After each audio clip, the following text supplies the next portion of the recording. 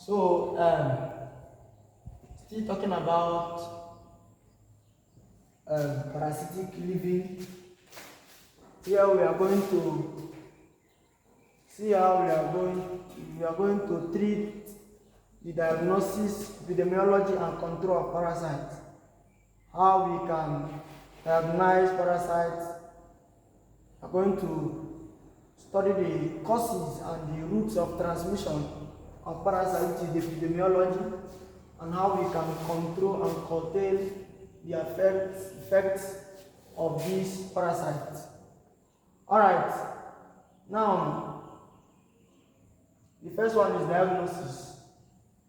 For us to diagnose a parasite, the presence of the parasite, we are going to look at or study carefully the methods we can use rather to detect the presence of a parasite.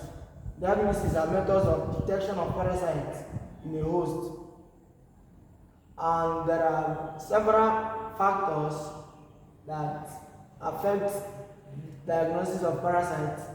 Number one is the site of infection of the parasite. The site of the infection of the parasite. So take note. It affects the diagnosis of the parasite. Number two, the morphological indifferences in some related species. So when we talk about morphology, body shape, gross anatomy, the body shape of the parasite. Now, talking on the morphology of parasites, there are parasites that their morphology is different in the adult stages and in the infestive stage. Take for example, for adult trematodes, they have oral and ventral suckers. Another one is cestodes. Cestodes, their body are divided into head, neck, and strobila. So there are parasites with diverse, each helminth group has diverse and different morphology. And integument of parasites that are used for metabolism. So in diagnosing parasites, the morphological indifferences of some closely related species affect the method of diagnosis we are going to use. Another one that affects it is the cost of diagnostic methods. There are some methods that when you adopt it is very costly in this part of the world. Another one is the prevalent introduction of new technologies in the Western world and in the civilized world. There are technologies that can be used to diagnose parasites. Now let's look critically at some methods we have here. Now you must know that for intestinal parasites that invade the intestines of humans, they can be diagnosed through stool examination, e.g. Ascaris lumbricoides. Stool examination, maybe when the patient passes feces, the stool can be diagnosed to see whether any parasite can be detected from it. Another method is sputum examination. For long flukes, there are some parasites whose adults live on the lungs. Example is Paragonimus species.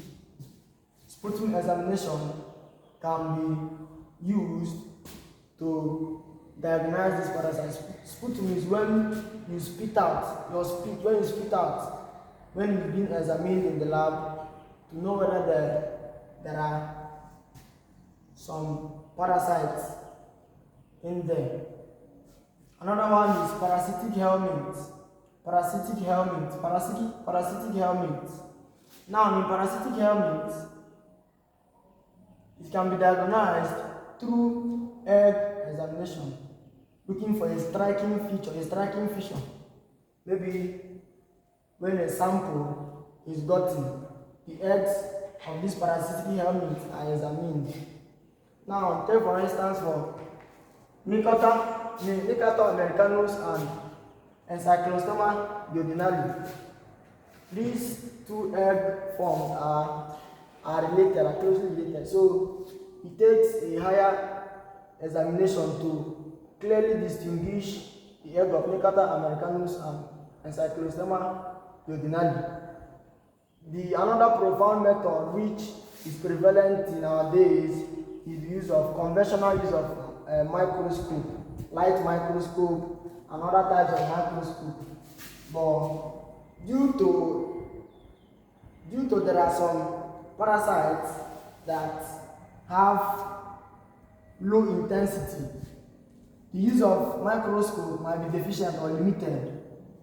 So another way that can be used to detect low intensity parasites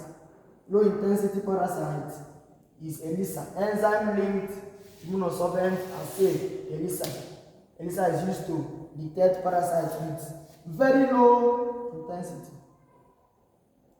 Now for parasite gene amplification, the gene of every parasite is what carries the hereditary and the effect it causes on human host.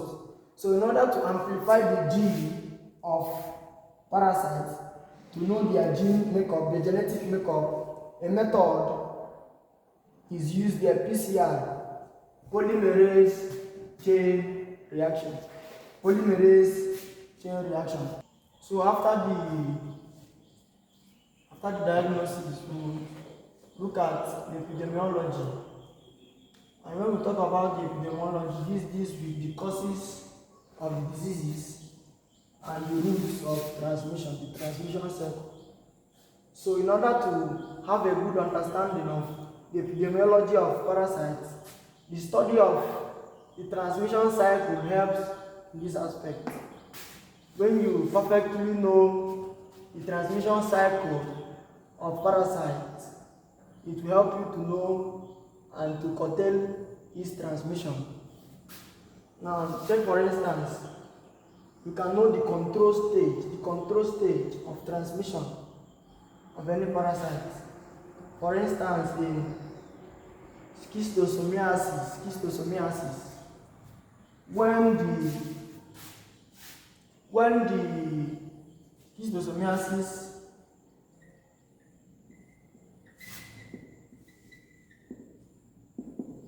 when you kill the snail intermediate host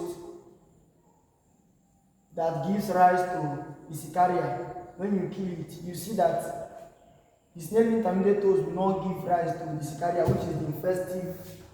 which is the infestive stage. So when you kill the snail intermediate host, it won't give rise to the Sicaria.